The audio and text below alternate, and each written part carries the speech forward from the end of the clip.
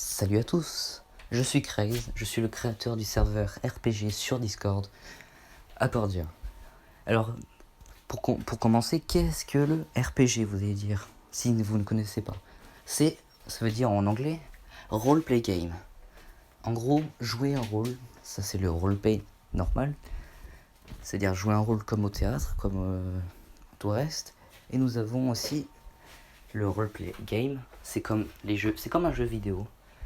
Comme la saga des Elder Scrolls, comme Skyrim et les Fallout, pour prendre un exemple, que en gros vous jouez un rôle, par exemple vous faites un personnage, en gros c'est une seconde vie, et vous devez vous avancer dans le... C'est comme un jeu, c'est un jeu vidéo en fait. Donc vous avancez en récupérant de l'équipement et tout le bazar. Mais je vais vous montrer.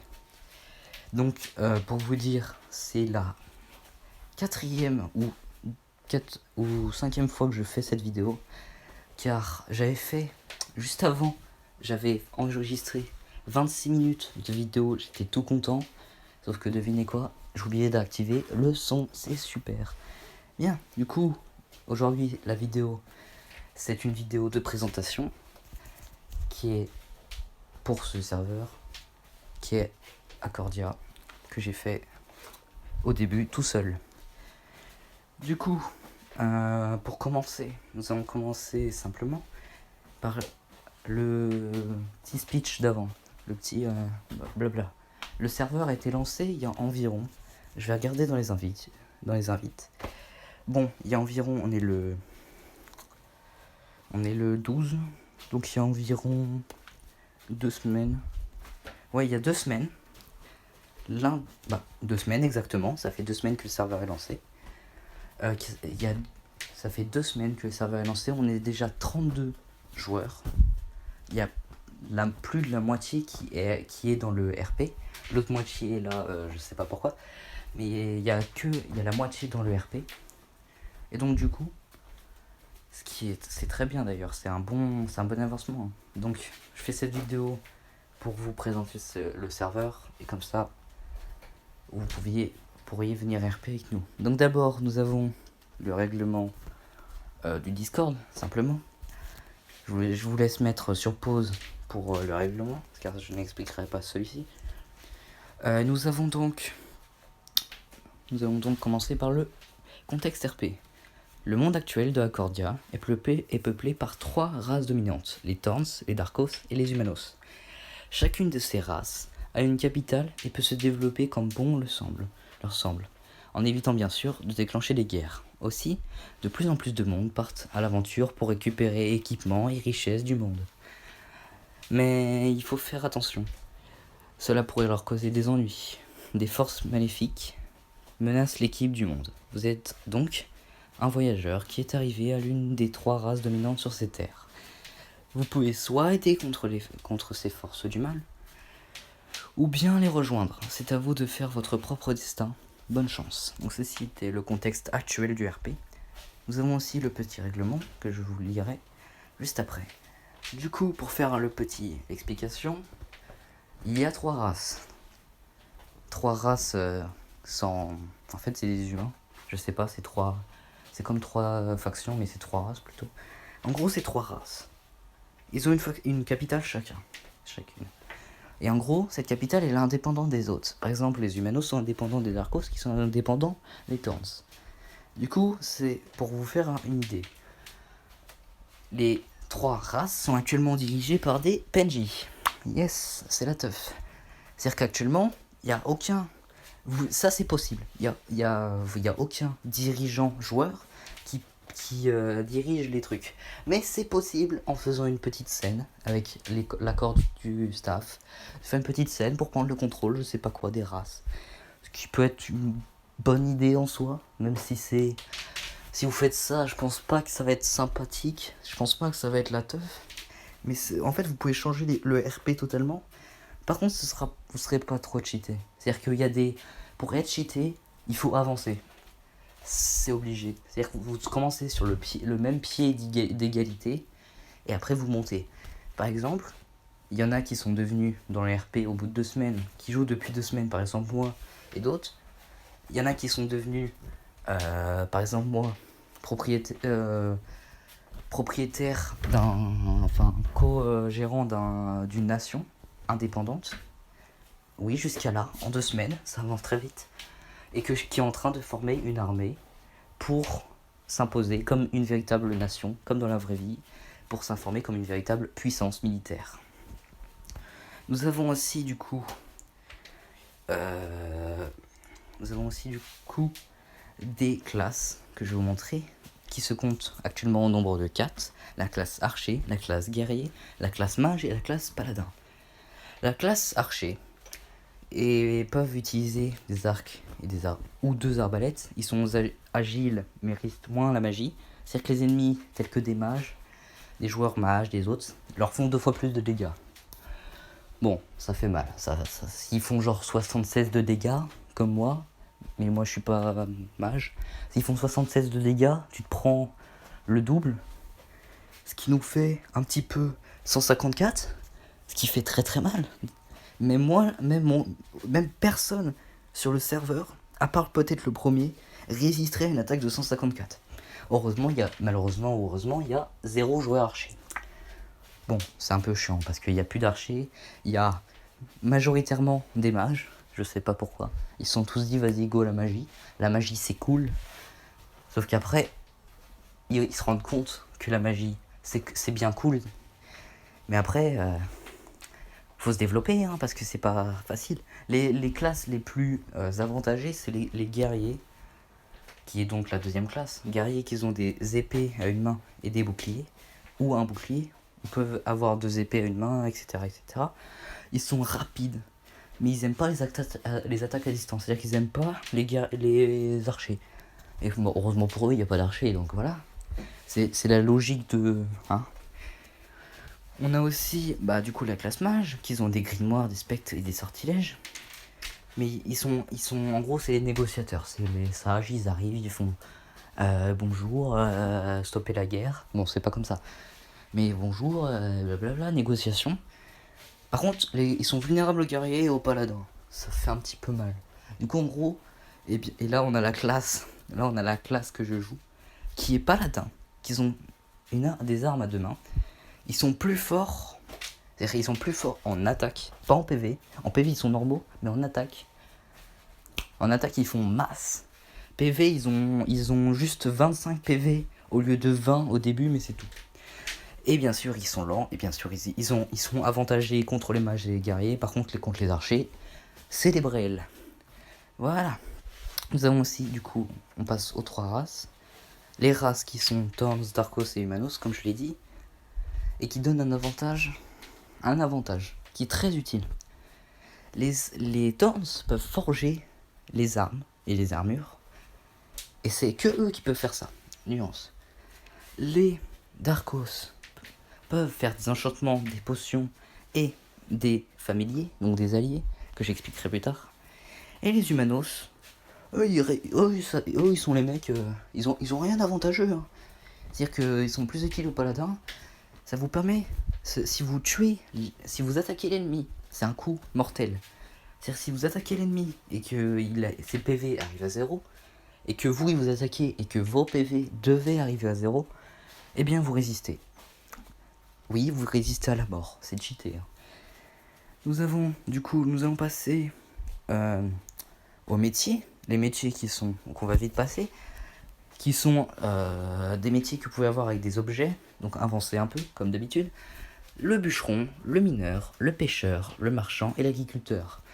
Le bûcheron, qui permet de faire des planches de bois et un objet qui est une sève pour des futures potions, enchantements et tout le tralala. Malheureusement, ce sont des métiers exclusifs pour les Humanos. Mineurs, c'est pour les minerais et tout, donc c'est pour les Thorns, exclusivement pour les Thorns. Et les pêcheurs, c'est exclusivement pour les Darkos. Marchand, ça peut être pour tout le monde, et agriculteur, ça peut être pour tout le monde.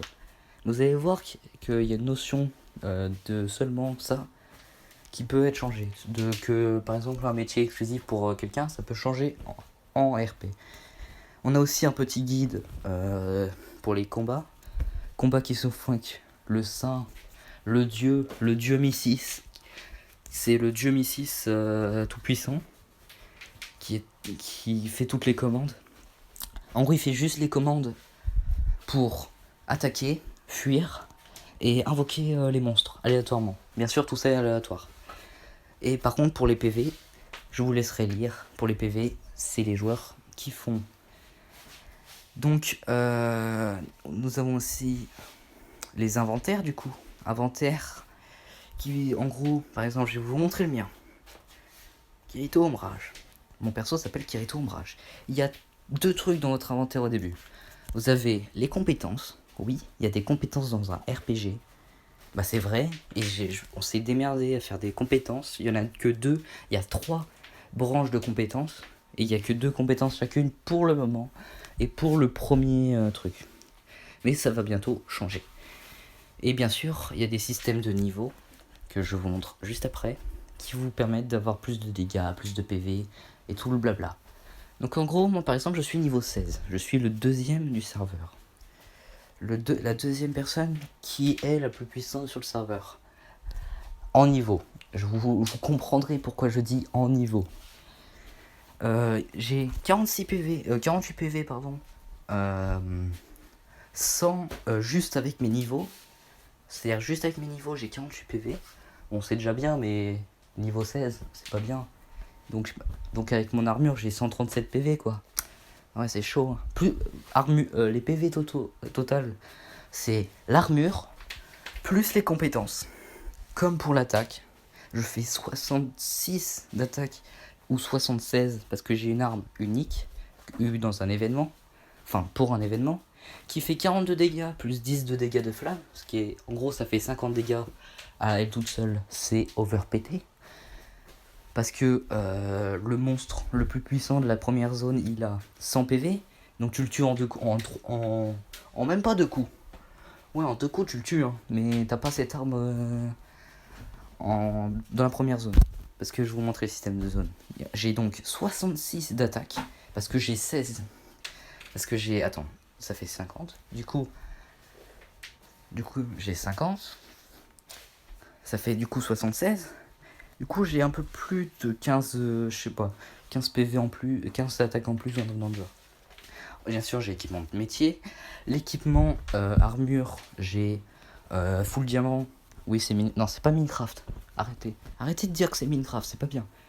Je suis full diamant, c'est pas l'armure la plus puissante, je vais tiens à vous le dire direct. Il y a d'autres armures qui seront ajoutées au fil du temps.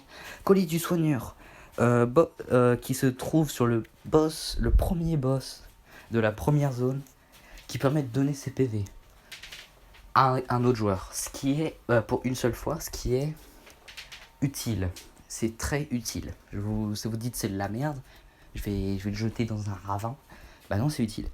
Et Anno Nassad, c'est un truc qui est en rapport avec un événement en cours. Donc c'est pas un objet achetable. J'ai 200 d'or. L'or c'est bien, c'est l'argent. Donc l'inventaire il ressemble pas à ça, je tiens à le vous dire direct. Votre inventaire, vous le gérez comme vous voulez. C'est-à-dire par exemple, pour vous montrer un inventaire normal, c'est ça. C'est un inventaire de mage. C'est ça, c'est la petite crotte en bas là. C'est niveau 1, 20 PV, 20 PV total, et blablabla. Moi, on peut faire de la customisation. Par exemple, deuxième mec qui custom, ça c'est le mec de ouf. Hein.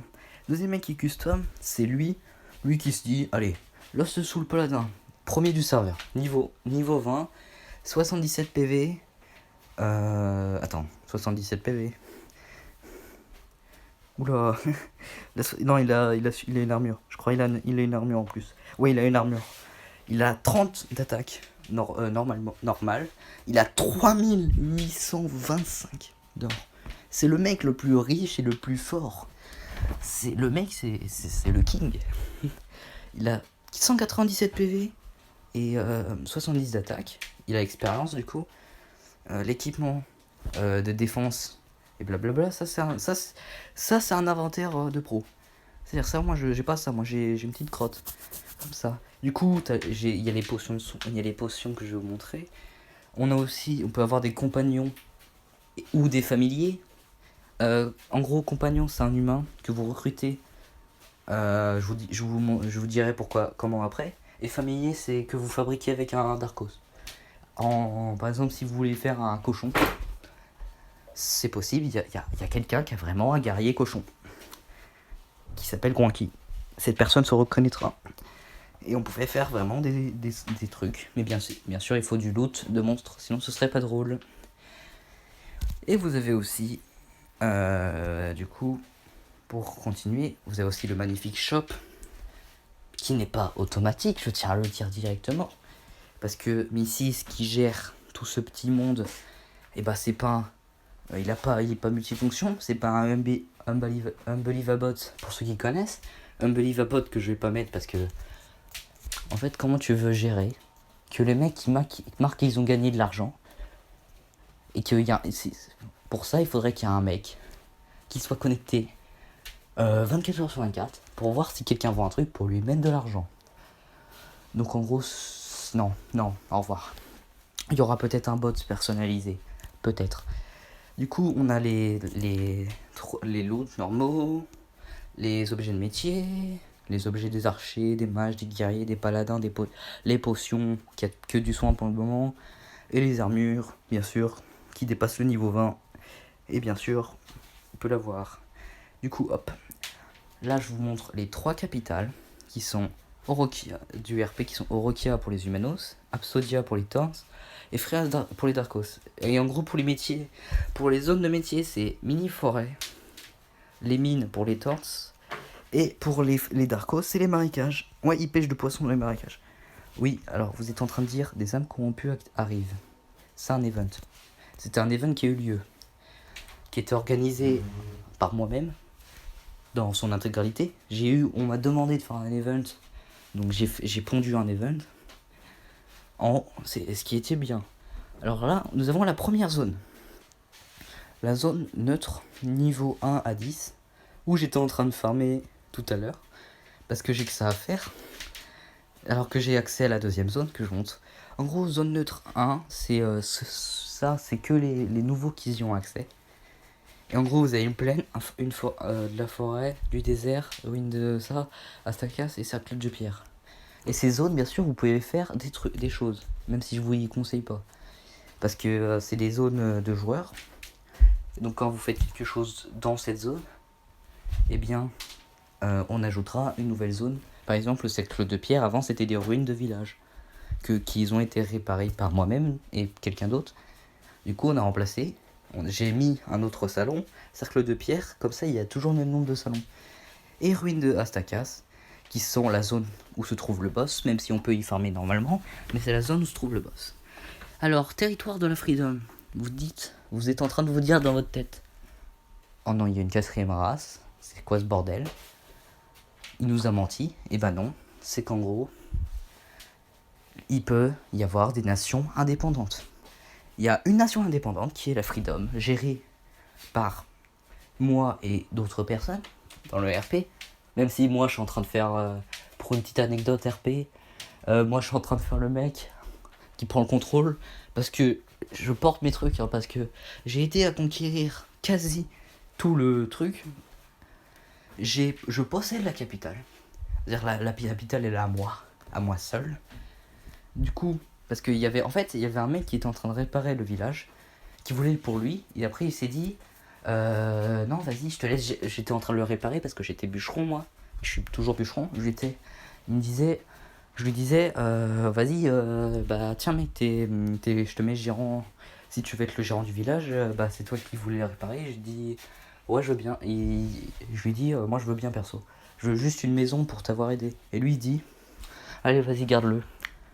L'erreur. Maintenant je suis totalement un putain de roi, même s'il n'y a pas de gouvernement, parce que tu peux gérer ton village. Là nous avons la magnifique capitale, et là nous avons un système de gestion que je spoil aux autres. Par exemple là on peut voir que je suis le maire, Kirito, Ombrage, qui est mon personnage. L'accès est public car vous pouvez mettre votre village en privé pour que seules les personnes que vous désignez, personnes qui sont dans votre village, peuvent rentrer et sortir du village. Moi je l'ai mis en public, comme ça permet d'attirer des gens. Plein de gravés. Il y a 8 maisons, maison PNJ. Il y a ma maison, Il y a ma maison avec une personne dans le RP. Et il y a d'autres trucs. Les bâtiments commerciaux, c'est tout ce qui est marché. Moi, j'en mets pas dans ma capitale parce que j'ai une zone pour ça. Parce que j'ai de l'argent. Enfin, j'ai rasé un camp de bandits. J'ai 18 habitants. Bon, c'est fameux. Il y a quelques joueurs là-dedans. On est 2 joueurs parce que les autres joueurs qu'il y avait, on était 6 joueurs. Les autres joueurs, ils sont passés dans un autre village. Ils ont conquéré des villages. J'ai la banque. C'est une des compétences, un des arbres des compétences qui était tout à l'heure et qui permet de stocker son argent et de pouvoir que les gens ils peuvent le prendre ce qu'ils veulent, ceux qui ont l'accès. Bon, sert à quelque chose. Par exemple, à faire une banque de votre truc pour stocker votre argent parce que si vous vous faites voler, c'est ballot. La réserve, c'est pas une compétence, c'est juste que vous pouvez, avec du bois, vous pouvez construire des réserves, vous pouvez construire n'importe quoi dans votre village. Mais pas trop n'importe quoi quand même. C'est-à-dire si vous voulez faire un monument de type Peggy 18, ceux qui savent, ça vous faites pas ça. Ça si vous faites ça va prendre un avertissement dans la tête. Hein. Vous pouvez mettre le nom de votre village, par exemple la capitale, je l'ai appelée Azerta. Vous pouvez choisir votre gouvernement. Moi j'ai pas de gouvernement pour l'instant. Alors j'hésite entre démocratie. Bon, sauf qu'après, j'ai pas le pouvoir. Dictature. Ou soit je fais genre une dictature. Oui, dictature, oui. Oui. Un régime politique militariste. Ou militaire, je sais pas comment ça se dit. Géré par l'armée, du coup. Je me renseigne. Ou je ferai un truc genre... vas-y, c'est une démocratie. Par contre, c'est moi qui gère toujours le chef. Je suis toujours le chef à vie. Pas d'élection. Nique sa mère. Nique... Oula, censuré, attention. On a les niveaux de défense, du coup, c'est les remparts et tout. Niveau 1, c'est-à-dire, il y a rien. Il y a rien, il y a de l'herbe. De l'herbe, herbe verte, hein, pas herbe au sol, pas herbe. On a le territoire de la ville. C'est par exemple, si vous avez conquis, vous pouvez conquérir des territoires. Si vous avez conquis une grotte, vous pouvez la mettre dans votre village, alors que c'est totalement impossible réellement, mais... Chut. En gros, ça vous permet de faire le ménage dans votre capitale. Enfin, dans les salons plutôt. Parce que si vous mettez que vous avez la grotte dans votre village, vous pouvez du coup utiliser la grotte comme si c'était la grotte. Sauf que vous avez plus le salon dedans, c'est-à-dire ça fait un petit peu, ça en enlève un. Ça peut faire du ménage. Et voilà. Et vous aussi, vous pouvez faire une armée. Par exemple, moi, dans le RP, vu que je suis un dictateur, un truc, je sais pas ce que je suis en train de faire, c'est un délire. J'ai formé des soldats. J'ai fait des soldats avec les habitants. Et du coup, j'ai 8 guerriers et un archer. C'est des PNJ, je tiens à dire. Équipés de type... voilà, c'est l'équipement que t'as niveau 5, presque. Archer niveau 1. Un truc d'archer niveau 1 et des trucs d'archer même pas niveau 5, 4. Qui coûtent 100 d'or. C'est les trucs du pauvre, quoi. C'est pas parce que j'ai pas des réserves d'argent illimitées. Mais en gros, c'est pour se faire une armée. Pour niveau 18 d'armée. Ce qui est bien. Enfin, c'est pas bien, c'est genre l'armée, une petite révolte vite fait. Voilà, ce qui est, voilà, fin de l'anecdote. Vous avez une petite réserve, par exemple, moi, j'ai 120 planches de bois dans une réserve, ce qui correspond à 12 heures. Et vous êtes en train de dire 12 heures, attendez, le mec, c'est un bûcheron. En 12 heures, il a que 120 planches de bois. Eh bien, parce que le bûcheron, vous pouvez récupérer le bois que toutes les heures. Vous pouvez pas récupérer autre chose.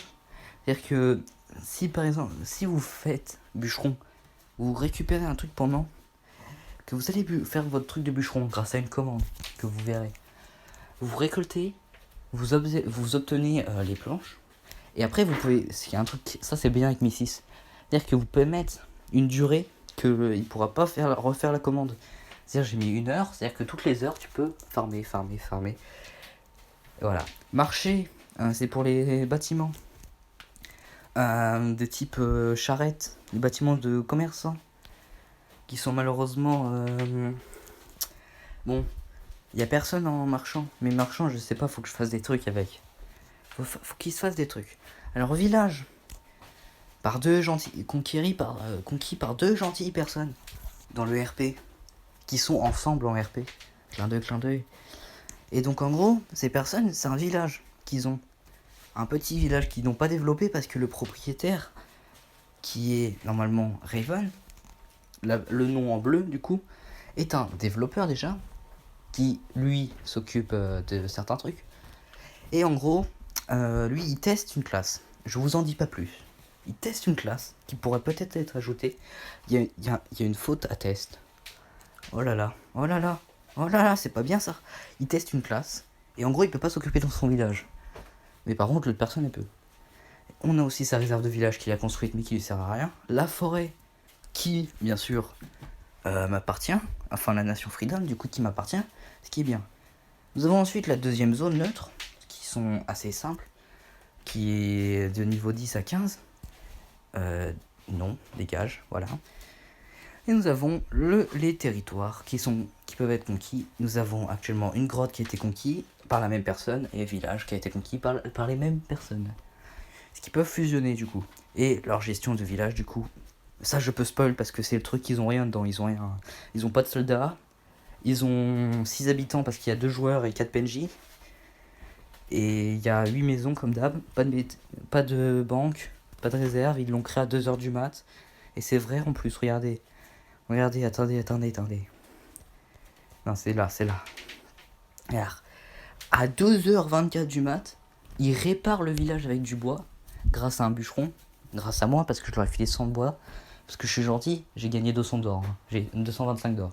C'était bien, c'était un truc à faire. Du coup, ça a reconstruit le village, du coup ils l'ont conquis, ce qui est bien. Il y a aussi une forêt neutre, et nous avons une zone spécifique, qui est le territoire des monstres, qui était le deuxième event, mais première véritable event qui était un petit peu réunion de crise, parce qu'il y avait un mage noir, méchant, c'est une méchante personne, qui ressuscitait des monstres pour le fun, on sait pas pourquoi, et le mec il s'est dit un jour, en gros il y avait des ruines, il y avait un village abandonné, qui s'est transformé en village des ombres, et ben le mec grâce à sa magie, il a fait le village des ombres, tour de cristal où il s'est passé un truc tout à l'heure, où il s'est passé quelque chose. C'est que la tour avant c'était un cristal gigantesque. Là je vais vous montrer. C'était il y avait un mage corrompu, c'était un ennemi, c'était un monstre que vous aviez invoqué. Et en gros, pour faire simple, il y a la tour de cristal enfin il y avait une brume noire d'abord, avec le mage noir qui rôdait dedans. Enfin, le mage corrompu qui rentait dedans. Après, la brume, elle s'est dissipée. La tour de cristal, elle se dit... elle a implosé, littéralement. Elle s'est formée, elle s'est détruite en plusieurs éclats qui volent encore. Avec de l'énergie. Et parce qu'il y a plusieurs morceaux de la tour qui manquent. Et il y a un truc qui s'est fait, je vous en dis pas plus. C'est peut-être un prochain événement. Et champ de bataille, c'est rien. C'est nul, c'est rien, c'est une zone en plus, vite fait, pour double farm. Donc voilà. J'espère que cette présentation vous a plu. Parce que le serveur va peut-être se porter bien. Parce que avec cette vidéo, peut-être que des gens vont rejoindre. Et ce qui serait très bien d'ailleurs. Vous pouvez venir y faire un petit tour. Vous pouvez, je vous inviterai à faire une petite fiche. Un petit exemple de fiche qui se montre comme ça. Dire nom du personnage, prénom du personnage, l'âge du personnage. Conseil, ne faites pas un enfant. Parce qu'un enfant avec une épée à deux mains, c'est chaud quand même. Sexualité, c'est sexe et sexualité, du coup c'est homme-femme ou homme ou femme. Qualité, défaut, voilà. C'est vous aimez le chocolat ou vous détestez les chats. C'est déjà arrivé. La classe c'est mage, archer, paladin, guerrier, race, Darkos, Humanos, Thorns. Commencez à connaître le topo. Description physique du personnage, c'est-à-dire s'il est petit, gros, qu'il a des ailes. Et vous pouvez faire n'importe quel type de personnage, c'est-à-dire genre un monstre. Un monstre, vous pouvez, totalement. C'est-à-dire si vous voulez faire un RP avec un monstre, vous pouvez. Ça peut même être un avantage dans le RP. Ce qui peut vous donner accès à des scènes. Parce que si vous faites un perso monstre, ça peut vous donner accès à certaines scènes. J'en dis pas plus. Parce que votre perso, ça donne accès à certaines scènes. Et du coup, vous pouvez mettre une image de votre personnage, qui est obligatoire d'ailleurs, pour voir à quoi il ressemble. Et l'histoire. Bon, j'ai mis non obligatoire, mais 5 lignes. Je vous dis, 4-5 lignes. Vous faites 4-5 lignes. On voit l'histoire, une histoire bien fondée. Vous faites ça, c'est top. Par exemple, j'ai montré les fiches. Les fiches, j'ai dit. Fiche. Il y a beaucoup de fiches et beaucoup de discussions, beaucoup de blabla. Alors là, on a une bonne histoire, par exemple. Ça, c'est une bonne histoire. Nous avons aussi... là, on a la sainte histoire. Là, Lost Soul. La sainte histoire. Alors, ça, cette boule-là, ce bout en haut, la qualité... À partir de description de physique personnage, c'est l'image qui nous a montré. Par contre, l'histoire... L'histoire, tu vois ça, tu te dis respect. Je lui ai mis d'ailleurs, je lui ai mis un petit rôle. Alors, où est-il? Petit Lost Soul. Lost Soul qui est devenu modérateur roleplay et développeur en même temps parce que ce gars, c'est un gars bien. C'est vrai. Il est membre roleplay, du coup, il a accès au roleplay vu qu'il a fait une fiche. Il est responsable des inventaires, il vérifie les inventaires. Il est dans la classe Paladin, blablabla. Je vous dis pas plus, je vous en dis le reste, vous savez lire. Il est niveau 20, c'est le premier du serveur. Argent et niveau. Et moi je m'en fous, je suis le premier du serveur, niveau village et armée. Donc ça va, ça passe. Et du coup, il a un rôle en bas à droite, l'avant-dernier rôle, avec une petite fiche. Meilleure fiche RP, il le mérite. Je lui ai dit plein de GG à lui. C'est le meilleur, c'est le boss, c'est le patron. Et blablabla. Vous savez la suite. Du coup, sur ceci est la fin de cette vidéo présentation du serveur qui est selon moi extrêmement longue. Donc je vous invite à venir nous rejoindre sur le serveur. La chaîne que vous êtes actuellement, que vous regardez cette vidéo, ce sera une chaîne de communauté de ce serveur où les gens peut-être pourront faire des vidéos pour le serveur avec mon accord du coup parce que c'est moi qui gère cette chaîne.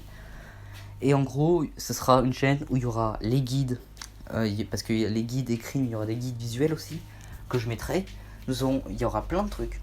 Il y aura les annonces, les trucs d'événements, les mises à jour. Peut-être qu'il peut pas y en avoir aussi. Hein. Les grosses mises à jour du coup par contre. Et aussi, je vous invite à rejoindre le serveur. Encore une fois, le Discord est en description. Et voilà.